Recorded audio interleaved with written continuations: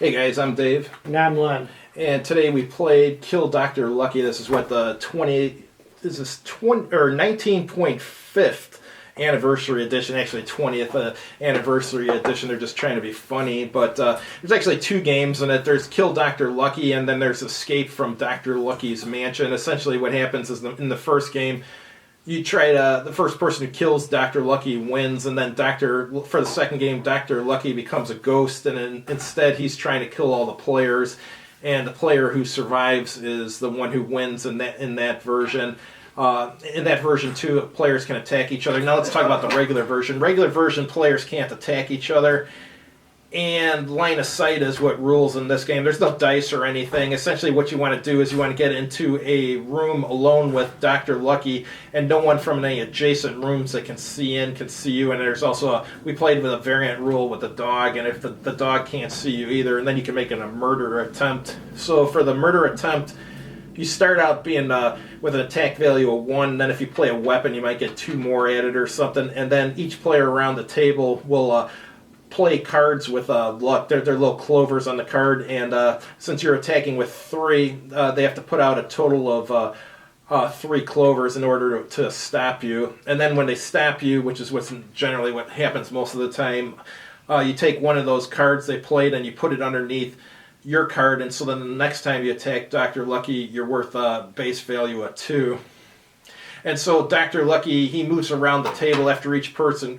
The sequence of play is player moves, and then the player, if he's alone in a room and if no one can see him in the room at all, including Dr. Lucky, he can draw a card, but or he can also attack, and to attack, no one should be able to see into the room other than you and the room you're in with Dr. Lucky, so then you can attack. So also, if Dr. Lucky lands on your space when he moves, then it immediately becomes your turn. So you can position yourself on the board, since you don't know he's always going to move to the next higher space. You can position yourself to where he's going to move into you, and then it becomes your turn, so you can get more turns and stuff. So that's like a strategy too.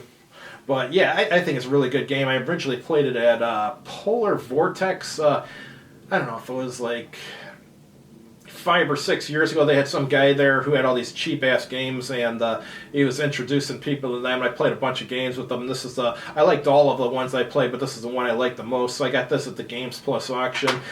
And then it just comes with regular pawns in it. So I had a bunch of Reaper miniatures of some people from, what is that, like looks like the 1920s or something. No, Victorian times. Yeah, Victorian, and actually more Edwardian. Oh, okay. But anyhow, I painted those up and I used those instead of the regular game pieces they have, so it's more interesting. But yeah, I like the game a lot. It's a super simple game, but it's fun to play, and there's actual strategy in it, which is good. What do you think of this? Is the first time you played it? Actually, I was surprised how good it was. It was easy to learn.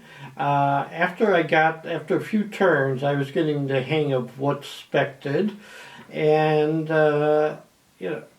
eventually we got Dr. Lucky. But talk about the second part of it.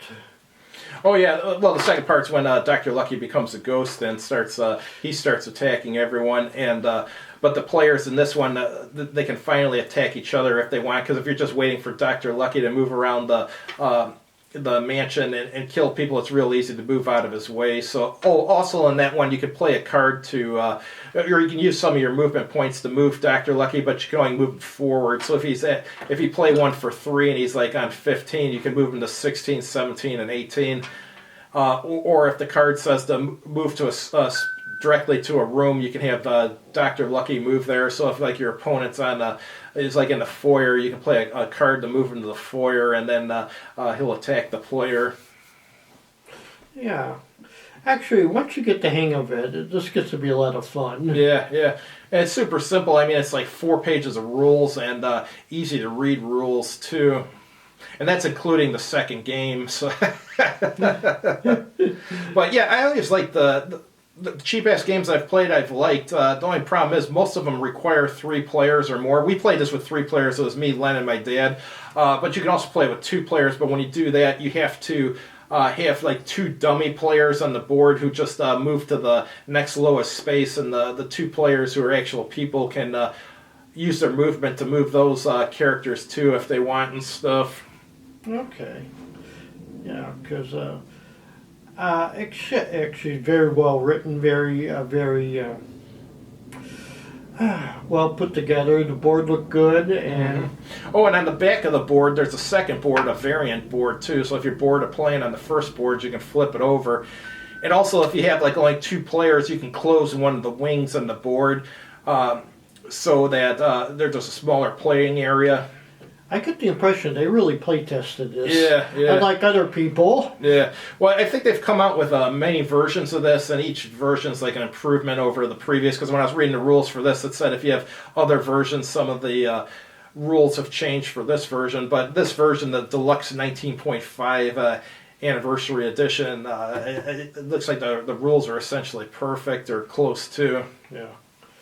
Okay, yeah, because we had fewer arguments over this. The only problem I had at times is that sometimes the turn sequence got a little confused because Dr. Lucky moves in to one space and then you fight it out and then, okay, wait, Yeah. we got to restart the turn sequence. Well, no. When he moves to your space, then it becomes your turn. Yeah. So yeah, it does get out of sequence that way, but I mean, people will position themselves so Dr. Lucky will move into their space and stuff, so they get an extra turn. So that's like some of the strategy in the game. Yeah.